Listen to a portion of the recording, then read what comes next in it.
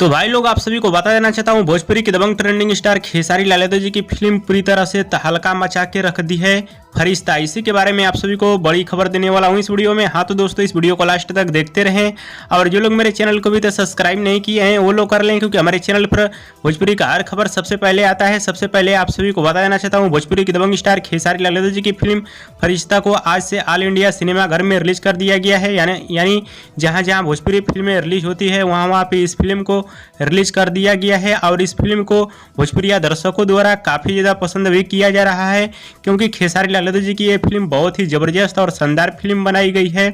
जो कि इस फिल्म में भोजपुरी की दबंग स्टार खेसारी लाल यादव जी का बिल्कुल नया और अलग लुक है।